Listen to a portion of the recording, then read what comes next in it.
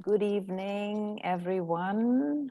A warm welcome and greetings of peace. Hope all of you are doing well today.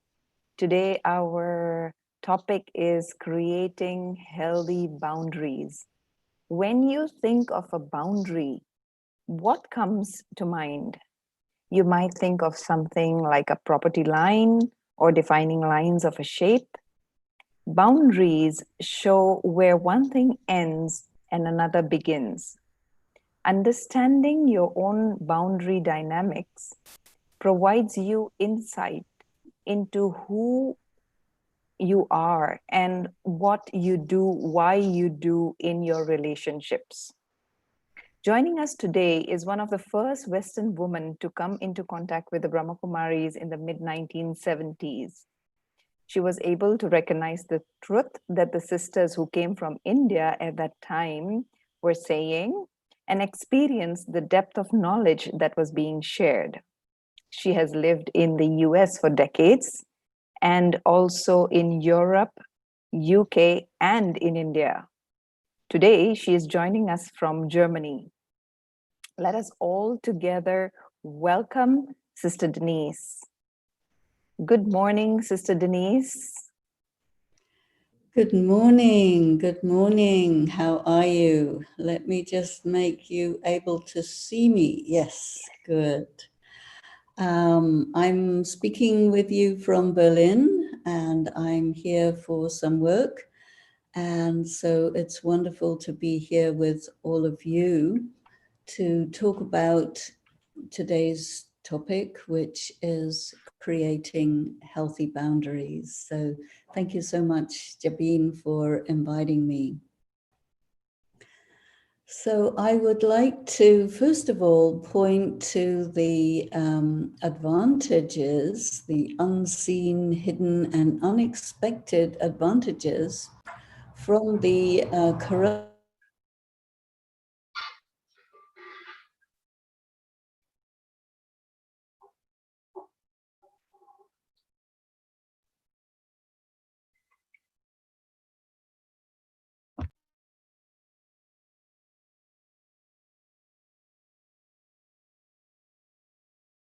Sorry, Sister Denise. I think we are having some internet issues. Kindly bear with us.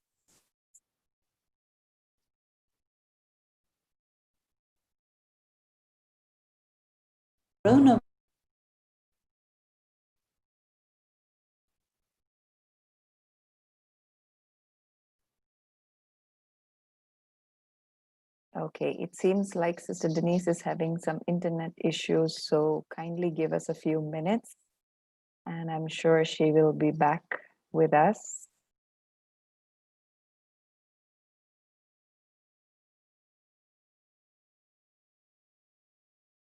Okay, you have to unmute, sister. Yeah, okay.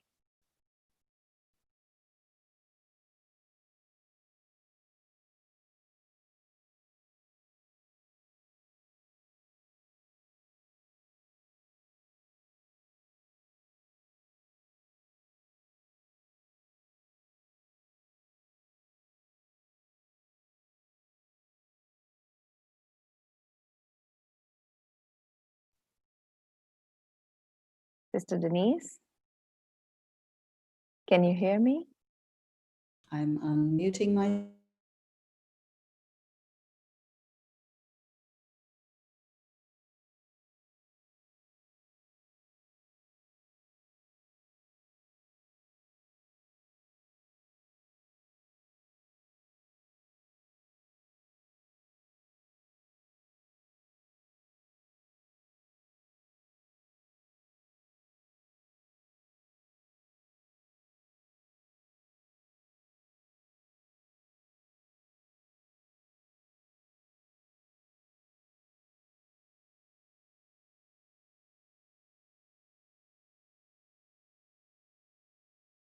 Okay.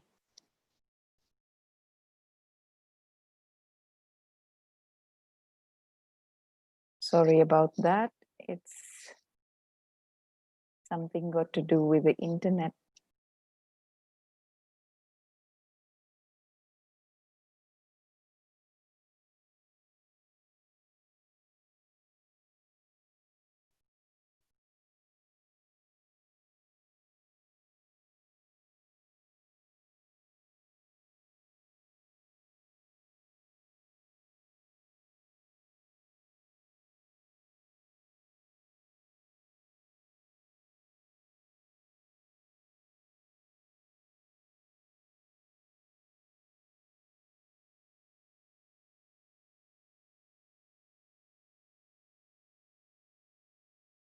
I think she has lost connection, so we'll just give her a few minutes for her to reconnect with us.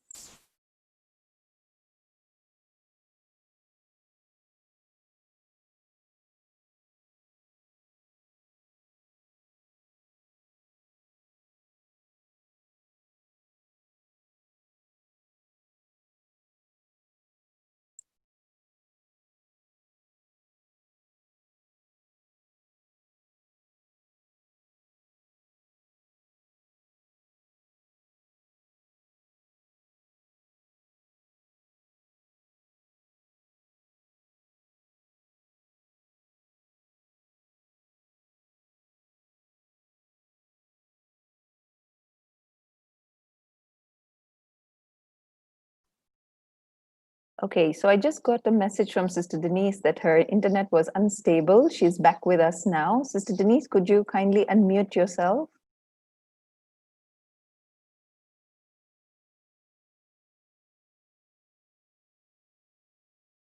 No, we cannot hear you. Yeah, okay. Okay, Yes. good. I was having trouble unmuting. Yeah, sorry. I just requested anyone else on this internet to close theirs, so we should be a lot more stable now. So I think what I should do is just go back to the beginning because I didn't get very far, and you must have been thinking about the social distancing, and creating healthy boundaries is actually related to social distancing. And there are obstacles to creating healthy boundaries that I would also like to bring up. So, first of all, what is a boundary? Well, it is, as Jabin was saying, it's a frontier. It's an area, a line that cannot be crossed by someone else. And so, one of the interesting ideas that we work with in meditation practice is the idea of your aura. And your aura is like a radiance of light that extends beyond you. And in fact, it also constitutes a boundary. And one of the things that you can do, which I think is very interesting and very healthy actually, is to always, whenever you go into any social situation, whether it's a very close personal one or a very impersonal public one, but always think about your aura and creating this radiance of light that extends a meter and a half, some amount of distance between you and others. And why would we do this?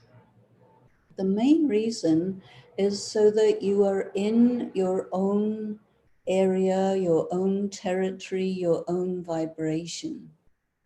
Because when you're in your own vibration, it is the energy of your own force field, the energy of your own mentality, which is the dominant energy, which means that in any social situation, whatever it is that you want to be happening in that social situation, you call the shots. And this is actually very, very healthy. I'd like to point out 4 different kinds of boundaries that you can think about. 3 of them, well, 2 of them are very unhealthy. One of them is not so healthy, and one of them is really quite good. So, among the unhealthy boundaries, if you can imagine yourself in a room with no windows and no doors, and you are on the inside and you can't get out, and there's no one on the outside who can get in. And there are actually quite a lot of people who have created this kind of boundary, which is a completely inaccessible boundary. People who make themselves so closed off from the rest of the world that they are actually disconnected from the world, and people around them, people outside them, cannot actually make contact, cannot actually get in. And so you would be moving around, as it were, behind a mask, almost you can say an impenetrable mask. And you will function in the world, and you will feel that you're looking very good, but yet other people will feel that they can't really connect with you, and that there is so much of a barrier that they can't really develop a relationship.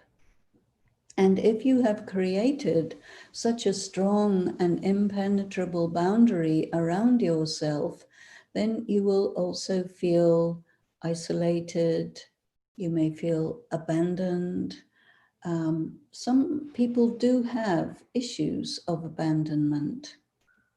And when you have an issue of abandonment, that you were excluded or left out or left alone, and you needed to protect yourself in a hostile circumstance or social situation, then you would create this impenetrable boundary around yourself as a form of protection.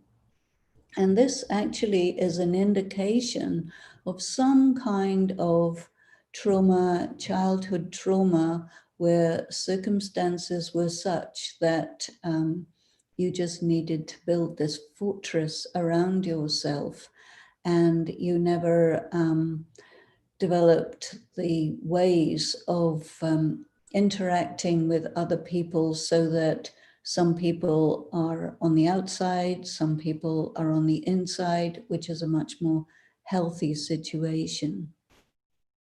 So now let me go to a second kind of unhealthy boundary, and that is a boundary which is perforated.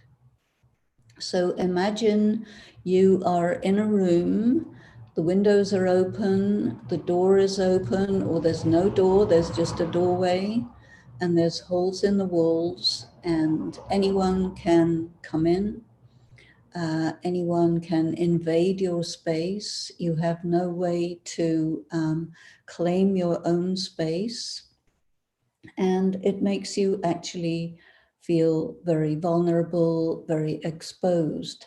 And there are people who have created boundaries like this. And it can be also as a consequence of some kind of a traumatic situation. You notice that I use the word trauma and traumatic situation for both of these unhealthy boundaries, because unfortunately, there are so many circumstances in this world that people find themselves in, especially as children, that are really quite traumatic, and for which it is very difficult to recover and to grow in a healthy way. And that has to do with your social health as well as your personal health. So imagine yourself in this completely exposed situation. You do not have any privacy. You cannot, very often you cannot say no to people. This is an issue that sometimes people have. You feel exposed, you feel vulnerable, you don't know how to claim your space, you don't know how to distinguish between people who are toxic for you, people who are very healthy for you. And this is a very, very unpleasant, uncomfortable, and difficult situation to be in. And there are people who find themselves in situations like this, and they need some help, and they need to know what can they do to claim their space and put up some boundaries, and to also know that we have a right to our boundaries. We have a right to our privacy. I'll give you an example of this situation, just so that you can realize how difficult it can be for some people. And the example that I came across when I was preparing some material for some study groups in India was the women teachers who go and teach in villages. And the problem was that there were no enclosed bathrooms, no enclosed toilets for the women teachers. And so they were really in that situation where it was impossible for them to have any privacy whatsoever for their personal needs, their intimate needs. And this was really a very severe part of their work.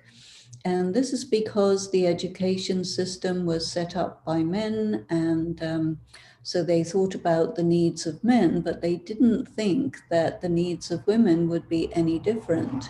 And so, regardless of how much women would say that this is what they needed, they couldn't get good response, and it was told to them that you are being greedy, you are asking for too much, you should be able to take care of yourself in the woods just like everybody else.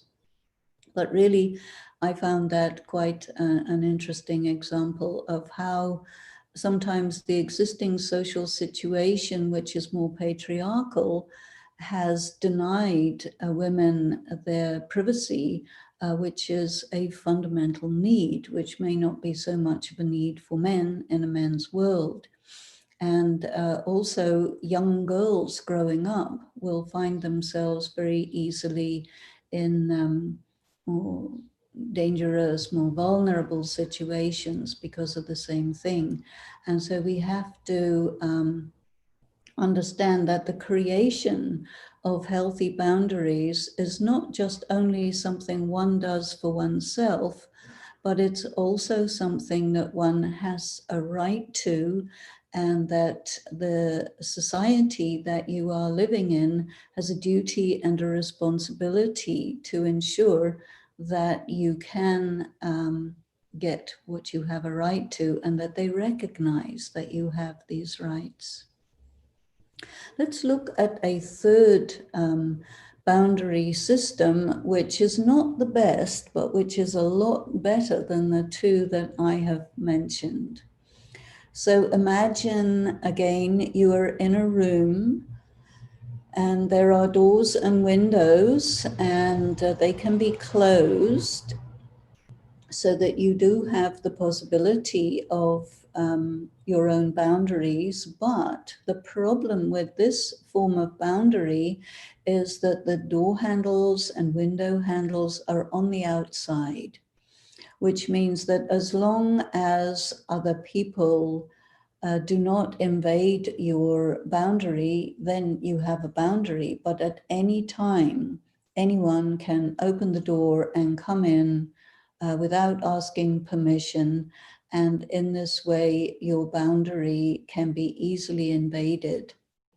So while it's better than the completely closed boundary, you can come in and out, other people can come in and out.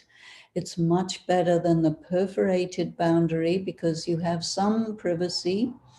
And as long as other people respect your privacy, they will not invade your privacy, but the door handle is on the outside so that you are still in that sense, at the mercy of anyone who decides to invade your space or break your boundary.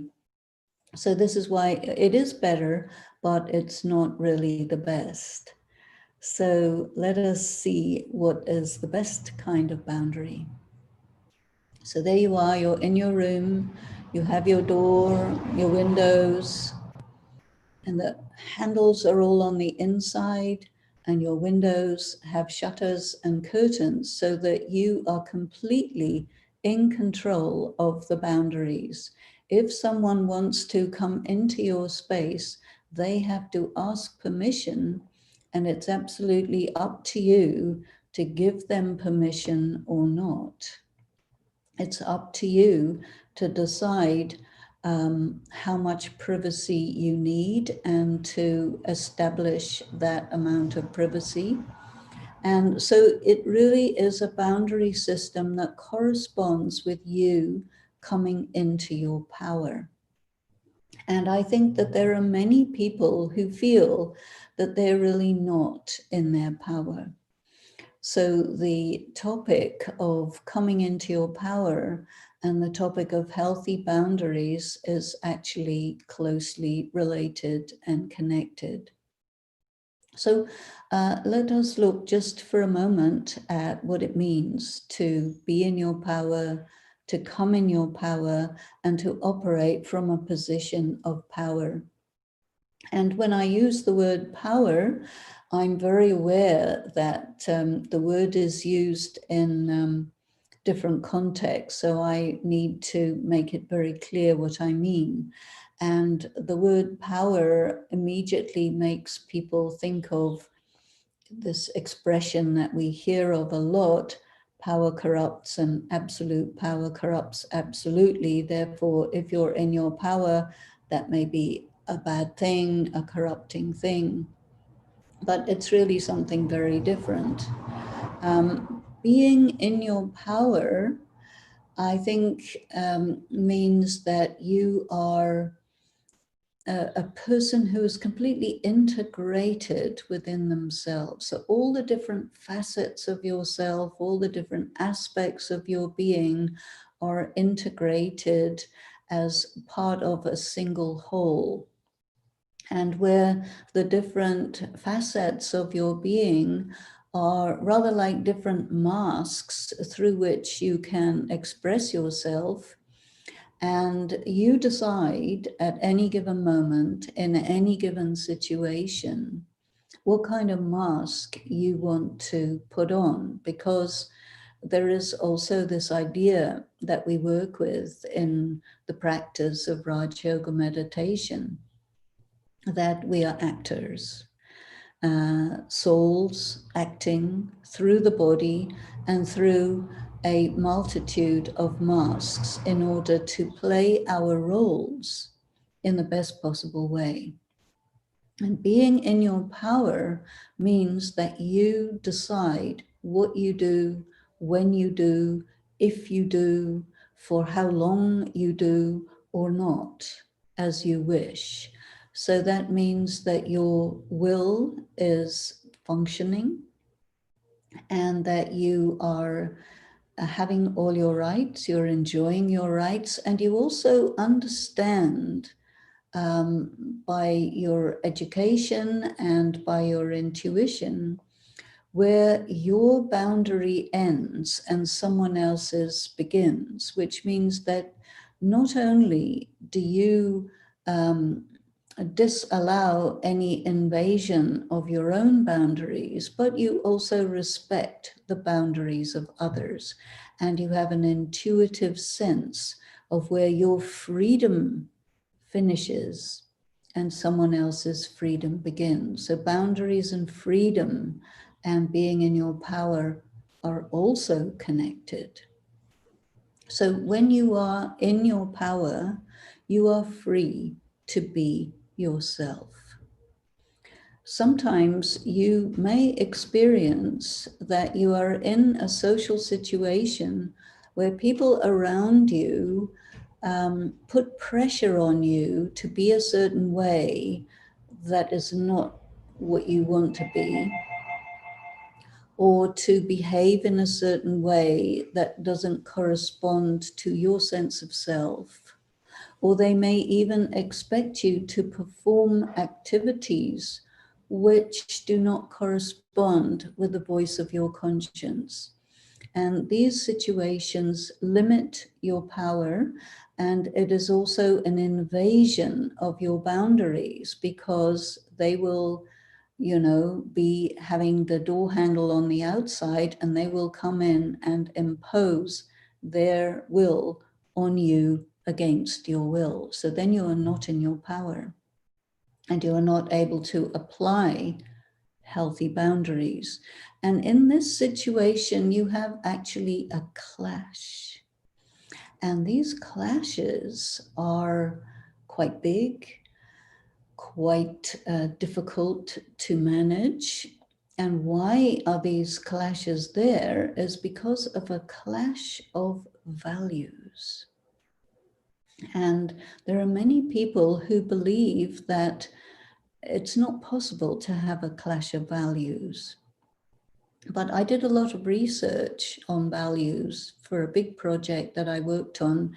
And one of the things I found is that it is really quite a misunderstanding, a misinterpretation to assume that if you have values, then they will correspond to everybody else's values, and that there cannot therefore be a clash of values. But in fact, it doesn't apply.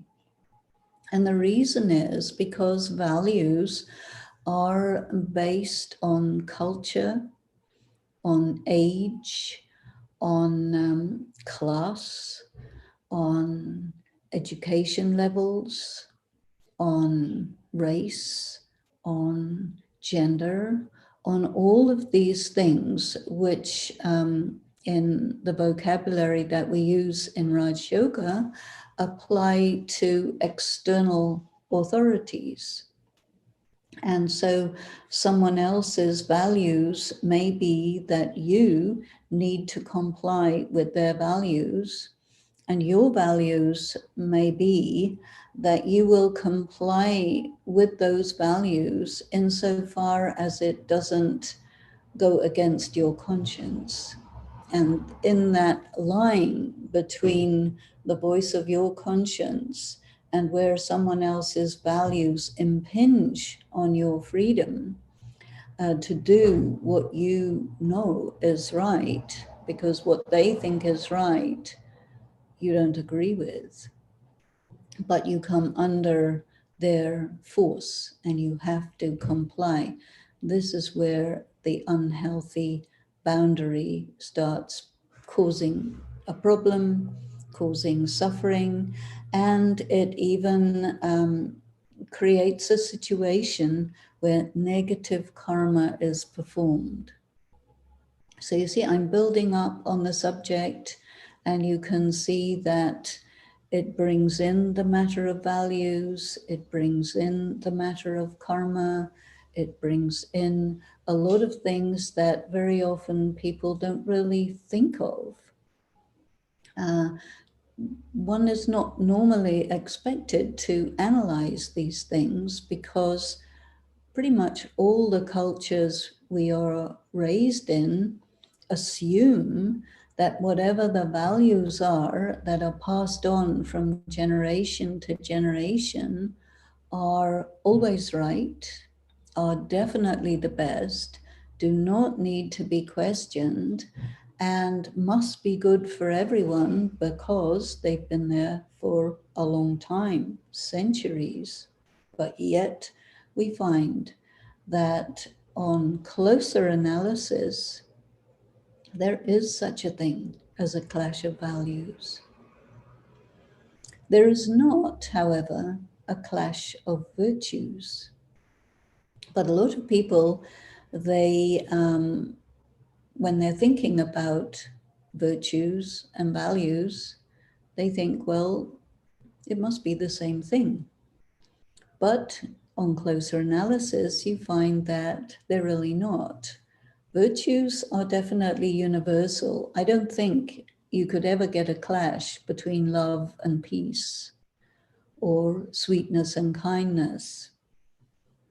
But values, because they're not based on the essential qualities of the human soul, but because they're based upon cultural norms and ideas about how society should run, which are created by the elite in any given society and are passed to the members of that society as ready-made good ways to do things, and they're taught from childhood. And so our problem here is that in a lot of cases, more than you would like to say, the values of a society mitigate against healthy boundaries. And now, why would this be?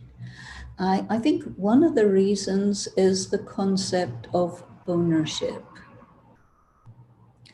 From the point of view of the Declaration of Human Rights, which was put together at the time when the United Nations was brought into being in around 1945, it is said that slavery is illegal. Slavery goes against human rights, and that a human being must be able to be self-determining. A human being cannot be owned by another human being, and another human being cannot own a human being. But yet, in many cultures, there is this idea which is considered as a high value and a virtue, and that is the feeling of belonging. So the feeling of belonging is maybe another word for inclusion, because I think it's very important for a person to feel part of a group. Aristotle had said man is a social animal. What that means, of course, man is not an animal, but is nevertheless biological. And man includes woman. But basically, a human being doesn't do well alone. And the fundamental unit of society is a couple, and then that immediately becomes a family. And so when someone is excluded, then that is really bad for a person. But there's a difference between being included and being owned. And yet people don't really make this distinction. And sometimes a person will have a feeling of possessiveness. Possessiveness is a kind of vice, which brings about jealousy.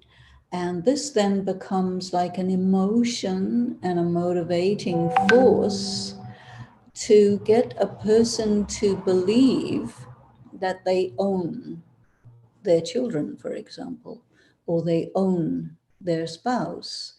And then from there, they decide what their spouse or child may or may not do, and they decide if they can do violence against their spouse or their child. And in many cases, the social system, the political system will say that, well, the head of a household knows what to do. The head of the household must be, by definition, responsible, virtuous, and a good person, motivated by the welfare of the people in their care. But what we find is it's not necessarily so. And this then puts people in a very vulnerable situation where they are denied the possibility to create healthy boundaries, and they are born into or get married into a situation where They're basically put in perforated boundaries, or else in these completely enclosed boundaries, where they are denied their freedoms and their rights. And this is something that has developed over time as the, what we can say, the spiritual strength of a society as a whole, as a collective, the spiritual strength of individuals has become gradually eroded. How does this erosion of your personal power take place? I think from my studies, I would say that partly your personal power gets eroded just because of time. The factor of time is something that actually impacts the human spirit, the human soul. So over time, the soul comes into action through the body, and slowly, slowly, the energy of the human being, the human spirit, slowly, slowly gets depleted. And you become less and less able to stand up for yourself in many situations. And the second force, which has actually impacted on everyone, is what I would call the force of negative karma. And the word karma is very popular, but it's used and interpreted in many different ways. So I'd like to identify what karma is and define it and how it works according to the studies that I have been doing. So basically, the word karma means just simply action. And the relationships that we all are in are predominantly with each other, but we do have a relationship with ourselves. That is also a reality. We have a relationship with the natural world, the planet, and we have a relationship with the divine.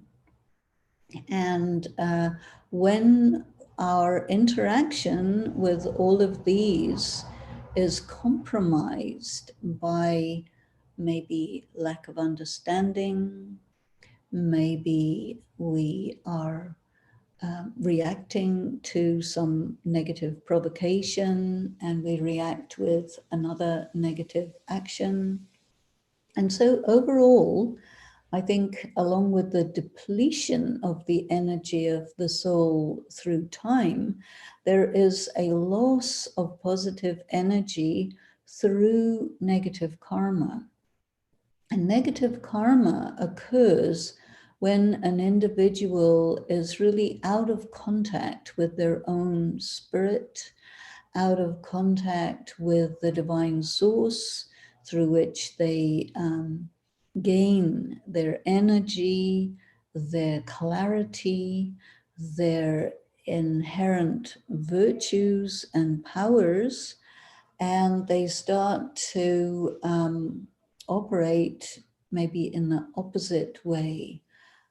Many of us experience negative urges, negative emotions, and then through that we do negative karma. We may be depressed or angry or hurt, and we react to that, and then we compound the problem. So this combination of time and loss of contact and negative karma has put the individual and the collective in a situation where there are difficulties, where there is suffering, but yet it becomes quite hard to do anything about it and to restore oneself from that situation. And from the social point of view, it becomes quite difficult for a society to educate the young generation in such a way that they reclaim their power. And so we're in a situation which, in many cases, is quite dire and quite extreme. And so we have these questions. What is needed? What can I do? How can I come into my power? How can I be real? And you hear people making these statements. You hear a lot about people saying, I need to come into my power. I don't know how to come into my power. I don't know what it looks like to be in my power. You get many people who get distressed because their boundaries have been breached and they don't know how to create those boundaries, or they may be accused of being impolite if they create boundaries. There's a lot of sort of heavy statements that are given to people who try to protect their privacy to invade that. And it becomes really a problem that gets compounded more and more over time.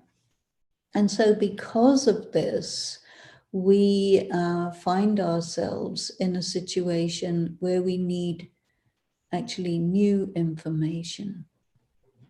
And I think that such kind of new information is available, and that it comes from a divine source, and that one can study this. And we feel that we are studying that when we are studying and practicing Raj Yoga, as is explained and expressed at the Brahma Kumari's Spiritual University, because everything is very clearly detailed and defined, and it lends itself to analysis and deep thought. And so I worked on this for quite a lot, and I'm really very satisfied that the fundamentals are accurate. And one thing that I think is very important to think of when you want to begin the process of reclaiming your power and setting your boundaries is, what exactly is your identity? So there are many people who have identity issues. But from the angle of spirituality, your identity is you're a being as compared with the body. So what is a being? A being is intelligent, sensitive, discarnate. A being is neither male nor female. A being doesn't have an age. A being doesn't have a specific culture or a specific language. A being is a unit of consciousness that is made up of energy expressed as love, peace, purity, power, and bliss. And that unit of consciousness can think and evaluate and process ideas and understand the difference between good and bad, right and wrong, appropriate, inappropriate, internally. And yet this being is not really given space to be, because the world we live in looks at us as, when somebody gets born, they never ask who has come. They ask, what is it, a girl or a boy? Not really do they think about who is it. So from the beginning, a child is thought of as a thing, and things can be possessed and molded and made the way you want them to be. And so that child is not really seen as a being, not really seen as having an orientation, rights, perception, their own thoughts, their own ideas, valid questions, all this kind of thing. So I think the first step in setting your boundaries and reestablishing yourself in your power fully is to again and again see yourself not as your body, not as your race, not as your culture, your color, your education level. All of these identifying criteria that we are used to, they are not really the best criteria to use when you want to really be yourself and represent yourself in the world. And so there is this practice of soul consciousness. I, the soul, genderless, colorless, classless, bodiless. I'm a being who thinks and feels and understands. And I come into action through this body in interaction with other beings, in interaction with the natural world and with the divine source, knowing the laws of karma. So the laws of karma, well, we don't know the laws of karma. We have all kinds of people telling us what the laws of karma are, which are not necessarily in agreement with each other. So here we have learned about the laws of karma in a very clear and specific way, and that is that every action is performed by a being through a body, and there will be an equal and opposite reaction on the short-term, mid-term, and long-term levels. And I will not go into the depth of the laws of karma now, but perhaps on another occasion. But really, these things that we learn individual areas of this big study called the University of Life, but ultimately we have to bring in all the aspects and look at it holistically. So when we are looking at our boundaries, I think the first and foremost thing we must think about is that I have a right to set up healthy boundaries, and that I have a right to access to all the information and the strength that I need to establish myself as a person with healthy boundaries in circumstances which may be antagonistic to that, which may be difficult, which may be a society that doesn't agree with it. And this is why you need to be in your power to apply healthy boundaries.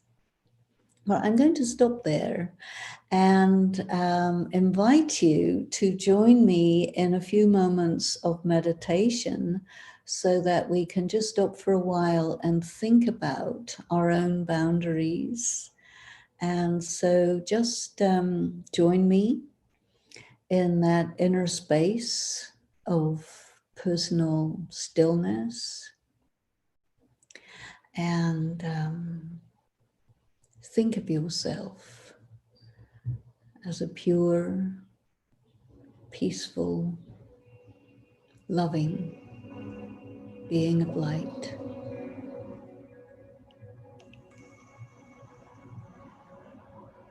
You dwell in the center of your forehead,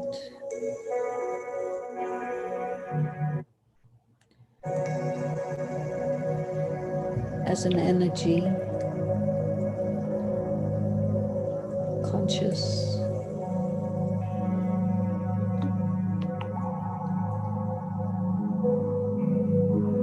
There's a radiance that shines forth from you,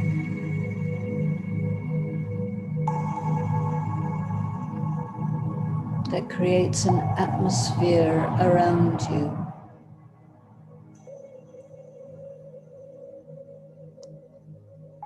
An energy of light and peace.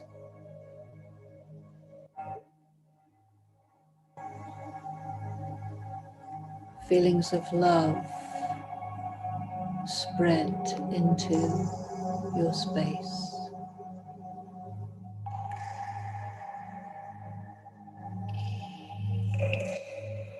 And you are deeply connected with your innermost being.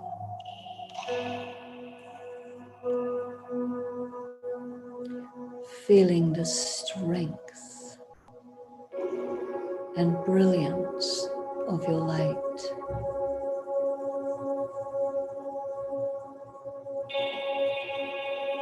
Conscious of yourself. You differentiate yourself from all other beings.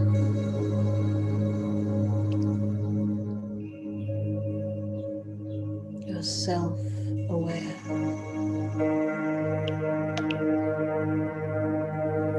self-motivated,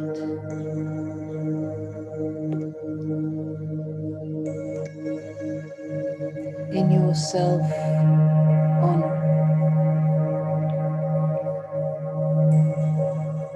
having regard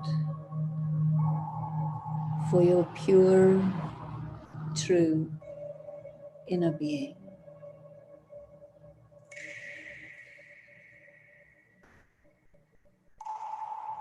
You are not any of your masks.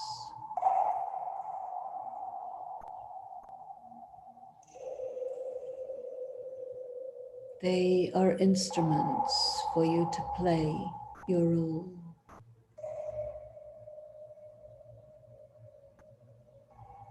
Go close to yourself. And feel that radiance.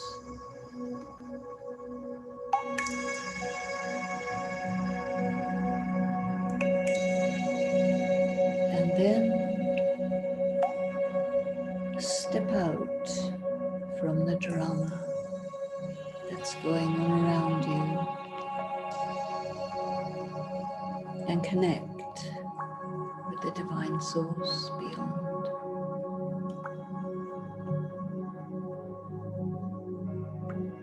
This is your friend. This is your backbone. This is the one from whom you draw your power,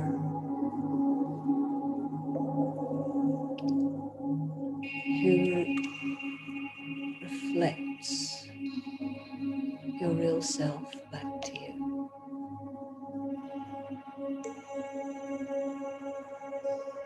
Who confirms your rights and your freedoms.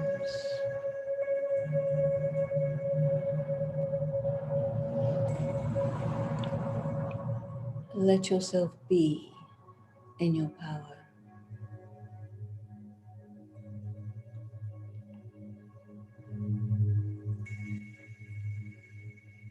Consolidate that and be the real self.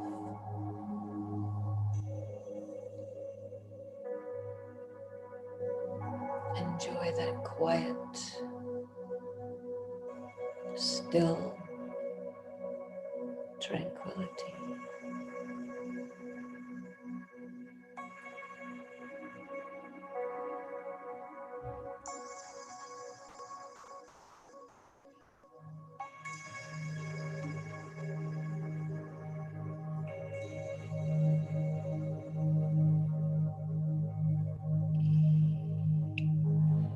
And gently let yourself return, reconnect with your physical form, spreading your radiance, interacting meaningfully with others.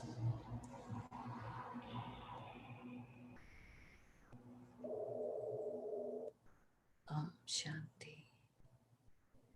Thank you.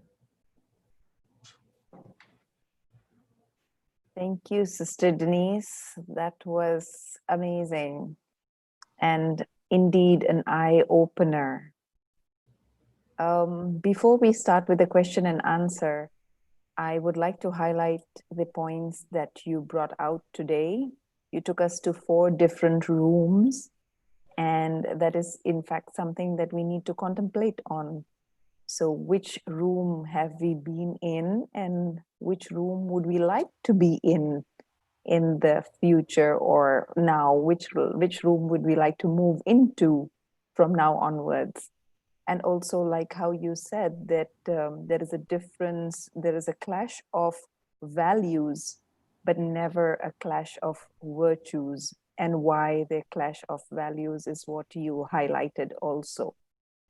And that we need to gain back our power.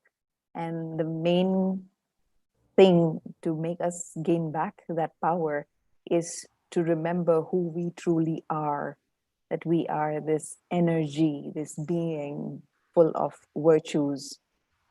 So, thank you once again. And what I would like to also add is that boundaries allow you to be you. This goes for you or oneself and other people. It is a mutual respect. Boundaries offer a safe place to make connection and a safe place to honor differences.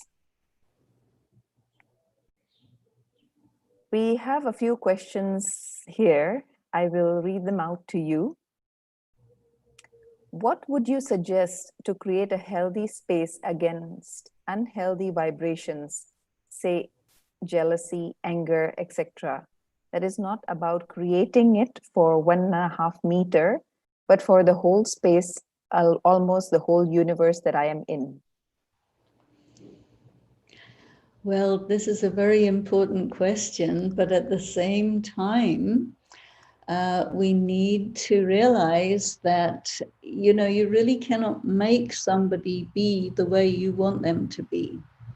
A person will be the way they are. And so what do I have to do for me? I think the most important thing is to give time for meditation, because someone may be jealous, and because of their jealousy, they may seek to harm you. And if you're in your mind thinking about this person, thinking about their attitude towards you, you're actually giving away your power. And this is why you get so much affected by it. And this is also why you want them to be some other way, because you experience that you are being adversely affected by it. But there's another way that is probably more effective and more doable, and that is to empower yourself. Sometimes when a person is jealous of you or being unkind, you will take that in. And we have an expression that we use in our study, which is do not take sorrow. And a lot of people just don't realize how negative it is, how damaging it is to the self to take the sorrow that is offered to one. And I also classify this as a sin. There are sins of omission, sins of commission, and then this third one, taking sorrow. Omission means you don't do what you're supposed to do. Commission is you do what you're not supposed to do. But allowing someone's negative feelings to go into you and taking it on, that is actually an option. We cannot truthfully say so-and-so made me upset. So-and-so did whatever they did, but if I got upset, that's up to me. And so I need to take responsibility for how I feel in response to another person's behavior. And why we have trouble is, I feel, because we don't have enough spiritual power. So I feel that the most important thing we need to do is to give time to meditation, which means give time to drawing spiritual power into the self and to really grow that aura, that radiance. And what you will find when you do that is that if somebody's jealous of you or not, so what? Doesn't actually change anything for you. If someone doesn't like you, that's not your problem, that's their problem. You are so nice that obviously everyone should like you. And if they don't, it's really them, they may have a problem, you know. And you need to really be so much positive and in your self-regard and in your self-honor that you, by this positive attitude and by connecting yourself to the source, you are creating an energy and creating an atmosphere such that other things are not going to be able to bother you.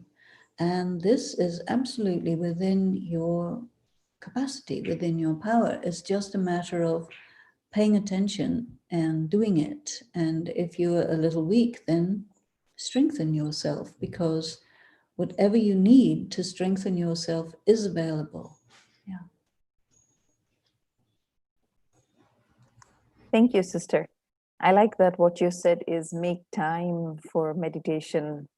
We need to do that to empower ourselves. The next question is, there is a saying, how I project myself is how people see me. I try to be nice and kind to people, but people take undue advantage of my kindness or niceness. Is it because I am too kind? What must I do? Well,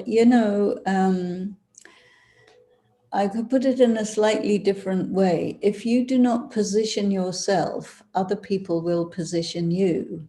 And the thing is, many people have been told that all you have to do is be really nice and then people will be nice back to you. But the thing is, this is a fallacy. And you might not have heard that it's a fallacy. Most people think that it's absolutely true.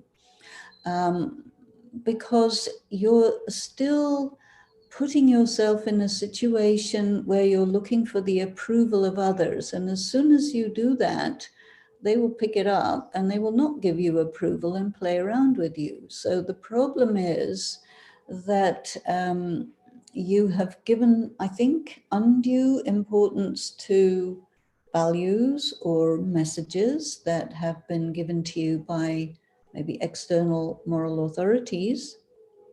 And what you need to do is to be in your power as a loving, pure, peaceful being who has boundaries.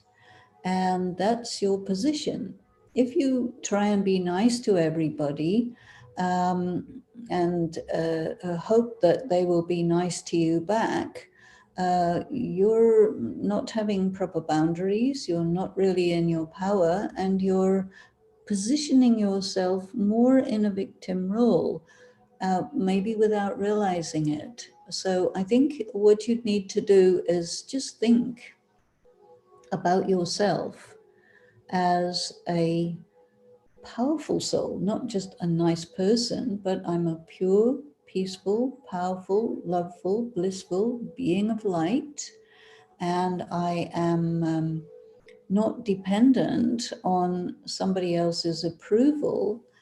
Um, Acting according to my conscience means acting according to who I am and what I am, and that is fundamentally good. So we need to reconnect with that in order to really be in our power, and that will cause other people to not see us as a victim because we're not positioning ourselves as a victim. Thank you, sister.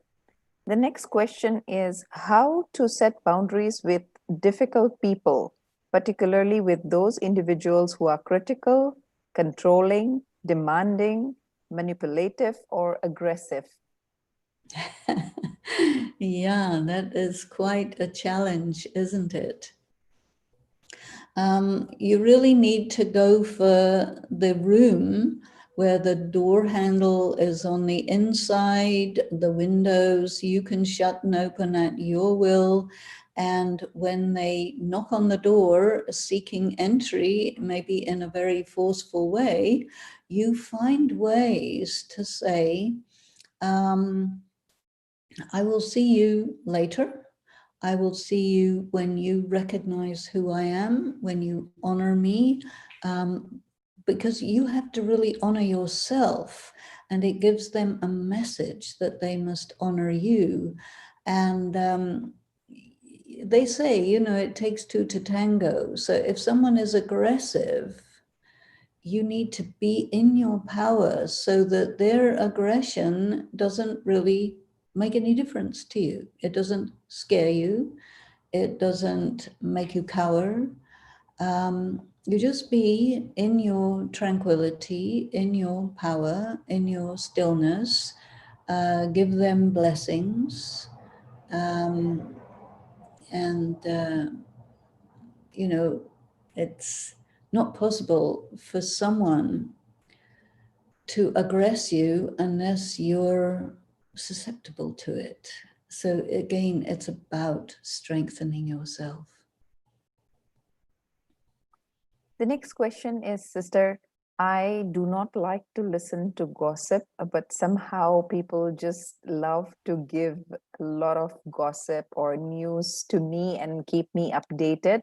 How do I tactfully tell them that I'm not interested, that I don't give them sorrow at the same time? Well, I think that this word giving sorrow can be misleading, because anybody can say, you're giving me sorrow, whatever you happen to be doing. So this is why I rather use another criteria, which I think is more practical, and that is, am I harming a person? Not am I giving them sorrow, am I harming them? So if you are changing the subject or saying, I'm terribly busy, I got to go now, I've got other things to do, that doesn't harm them. It might upset them, but it doesn't harm them. But if you are operating on the basis of someone getting displeased with you, you're giving away your power again. And it's not practical, it's not viable. So think of it in a different way. That if you don't want to hear gossip, you just simply tell them, I'm terribly sorry, I'm not really interested. And even if they get upset, it doesn't mean you've harmed them. So do not be afraid of somebody getting displeased because you don't want to hear their gossip, because then they'll soon get the message that you're not available for that. And but you have to be really clear that if somebody's upset, it doesn't mean that you've done anything wrong. If you have harmed them, then you've done something wrong. So I would really not use the word don't give people sorrow. I would change it to don't harm people. And then it's much clearer how to operate. We have one more question, Sister. About boundaries, you need to avoid bad company. First level of creating boundaries is to avoid bad company. Stay away from toxic relationships. What do you think, Sister Denise? Well, they might be living in the same house with you, so it might not be so easy. But I think it's about how you engage with them. And I think, again, this expression, do not harm people, is going to help you, because there may be toxic relationships around you and they may be right on top of you, but you need to be, you know, inside your own aura and detached.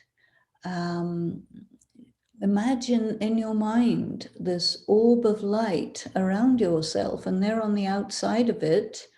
And you can also even imagine that there's some kind of television program, and you can turn down the sound, or you can switch channels, or you can be somewhere else in your mind so that they do not really impinge on you. because they will only continue to try to upset you as long as they see that they're succeeding. And if you're not there for it, that's really a very good way to stay away from bad company.